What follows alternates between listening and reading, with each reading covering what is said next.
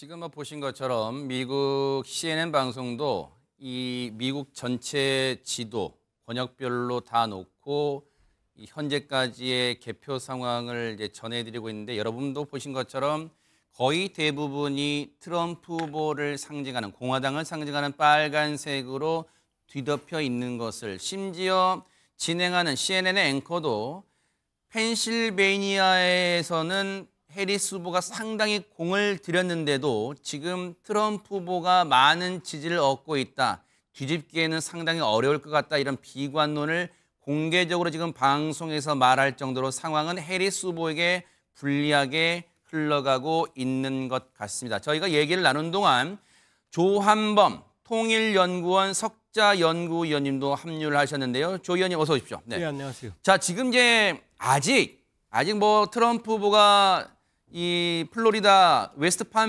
팜비치 컨벤션으로 이동 중이라는 얘기만 나오고 있고 거기서 어떤 얘기를 할지 물론 예상은 승리 선언을 할 것 같다라고 나오고 있습니다만 아직 뭐 승리 선언된 게 아니기 때문에 조심스럽게 얘기를 해본다면 이제 트럼프 후보가 당선된다고 가정을 해보면 조 의원님 이제 우리한테 미치는 영향 뭐 여러 가지 많이 있겠습니다만 공공연하게 트럼프 후보가 얘기했던 것 중에 한국 당신네들 나라 부자니까 방위비 분담금 더 많이 내쇼 이런 게 지금 딱 떠오른단 말이에요. 어떻습니까? 예, 일단 그 말씀 전에 이제 4년 전 네. 이 자리가 데자비가 되는 것 같습니다. 아 왜요? 그때도 CNN이 이제 저렇게 보도를 했는데 네. 바이든하고 이렇게 거의 이제 동률일 때도 CNN이 바이든 쪽으로 얘기를 하더라고요. 아하. 근데 왜 그러냐면 이제 분석 기법이 네. 저쪽은 군 단위까지 다 돼 있어요. 네. 근데 물로 치면 어느 군이 어디를 지지하는지. 네. 근데 남은 데가 다 바이든이 유리한 군이었거든요. 아. 결과는 그렇게 나왔어요. 네. 근데 저 정도로 얘기한다는 얘기는 CNN이 트럼프 별로 안 좋아하거든요. 그렇죠. 그런데도 저 정도로 얘기한다는 얘기는 거의 이제 판세는 굳어진 걸로 굳어졌다. 봐야 되겠다. 네. 물론 이제 막판의 가능성이 있습니다만. 네. 그래서 그동안 저희들이 너무 나뭇잎을 보고 네. 숲을 보지 못했다. 아하. 왜냐하면 지금 해리스 후보는 여러 면에서 강점이 있거든요. 도덕적으로도 우위고 뭐 테일러 스위프트부터 시작해서 스타 군단도 있고 그다음에 여러 가지 명분도 있고 네. 뭐 트럼프 대통령은 말만 하면 거칠고 그런데 왜 이렇게 그 지난번보다 선전을 거두느냐. 두 개의 불안인 것 같아요. 뭘까요? 하나는 미국의 쇠락, 미국의 추락하는 위상에 대한 미국 국민들의 불안. 그러니까 거칠어도 괜찮아. 네. 나쁜 남자도 괜찮아. 내 것만 보호해줘. 나만 보호해줘. 그러니까 그동안 거칠게 막 여성 비하 발언을 하고 그랬던 게 사실 다 계산법이 있었던 거예요. 오히려 내가 강한 남자. 나쁜 남자지만 강해도 괜찮아. 강하니까 괜찮아. 요거 하나 있었던 것 같고 또 네. 하나는 국제적인 불안입니다. 러시아 우크라이나 전쟁, 중동 전쟁, 그다음에 김정은 정권의 핵 그 브레이크 없는 가속화 이런 거대한 불안이 무질서의 세계를 만들고 있거든요. 그러니까 유럽에서는 우경화하잖아요. 스트롱맨들이 강해집니다. 네. 심지어 뭐 무솔리니 후예인 사람이 이태리에서는 총리까지 하는 상황이거든요. 그러니까 미국은 도덕성보다는 강한 실용을 택하는 쪽으로 이미 마음이 결정을 하고 있었다. 네. 그러면서 보면. 그러니까 지금 하원하고 상원에서도 모두 공화당이 돌풍이잖아요. 네. 그래서 큰 흐름으로 보면 그동안 나뭇잎 흔들리는 거는 별거 아니었고 네. 미국 유권자들이 그 두 개의 불안을 잠재울 강한 남자 네. 트럼프를 선택을 했고 해리스는 그걸 극복하는 데 한계가 있었다 이렇게 볼 수 한계가 있고요. 있었다. 네. 지금 잠깐 이거 볼까요? 지금 이 아래 속보입니다. 폭스뉴스 굳이 보수 성향의 미국 매체라고 이 말씀을 안 드려도 현재 상황이 꼭 폭스뉴스가 아닐지어도 트럼프가 미국의 47대 대통령으로 보세요.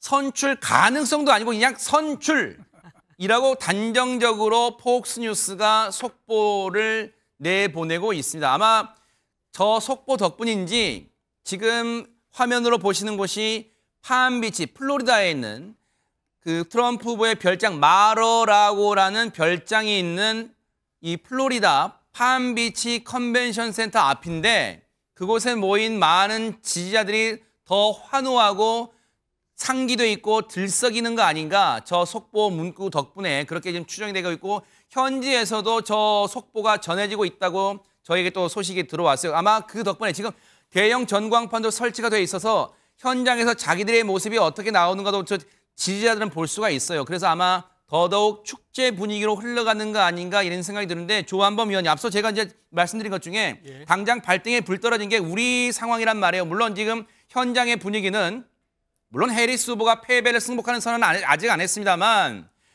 분위기가 트럼프 후보가 재집권 2016년에 이어서 8년 만에 백악관 주인이 되는 지금 분위기로 흘러가고 있어요. 당장 우리 발등에 불 떨어진 게 우리한테 청구서를 많이 들이밀 것 같습니다. 근데 이제 우리가 좀 이제 차분해져야 됩니다. 네. 뭐냐면 방위비 100억 달러, 네. 지금 뭐 한 10억 달러 좀 더 내게 돼 있거든요. 한 1조 한 5, 6천억. 근데 9배를 더 달라고 그러거든요. 그렇게 주게 되면은 주한미군 월급을 우리가 주게 되는 게 됩니다. 아하, 네. 그럼 용병이 돼 버립니다. 네. 그럼 뭐 이제 집에 가야죠. 용병이면 동맹이 아닌 거죠. 아니 연인이 사랑하는 연인이 바깥 가서 싸우면 연인이 아닌 거죠. 그냥 계약 관계지. 그러니까 더는 주긴 돼야 됩니다. 더 줘야 돼요. 그래야 이제 트럼프도 체면이 살 테니까. 그러나 생각보다 심각한 문제는 아니다. 더 큰 문제는 뭐냐면 이제 네. 무역 장벽입니다. 아. 무역 장벽. 뭐 몇십억 달러가 아니라 이건 몇백억 달러가 왔다 갔다 하는 거거든요. 그러니까 그런데 이것도 결과적으로 보면 민주당 해리스 바이든이 화장한 미국이라고 그러면 트럼프 진영은 화장 안 하는 그냥 맨얼굴이거든요. 민낯이다. 네. 그러니까 사람은 똑같아요. 네. 자국 우선주의입니다. 그러니까 뭐 세상 절단나는 건 아니다. 다만 좀 더 거친 방식으로 들이댈 건 확실하다. 그러니까 여기에 대해서는 우리가 이제 대안을 가지고 있어야 되는데 정말로 100억 달러를 받아갈 생각이 있다 그러면은 그건 동맹이 깨지는 거예요. 네. 용병인 겁니다. 그럼 뭐 그 100억 달러 가지고 우리가 용병을 사오든지 네. 핵무장을 하든지 하면 되는 거죠. 그러나 그동안 동맹의 정신을 강조했던 바이든 정부와 동맹을 거래의 대상으로 생각하는 트럼프 정부 이기겠죠. 이제 출범하면 아무래도 우리가 좀 피곤한 점은 더 있을 거다. 네. 그러나 결과적으로는 부드럽게 달라고 하는 거랑 거칠게 달라고 하는 큰 차이는 없다. 그러니까 뭐 아주 상황이 완전히 바뀌는 건 아니다. 그렇게 볼 수 있고요. 네. 또 하나 이제 뭐 당장 뭐 김정은 만나는 거 아니냐 이럴 수 있겠지만 지금 트럼프 대통령 입장이 바뀌었거든요.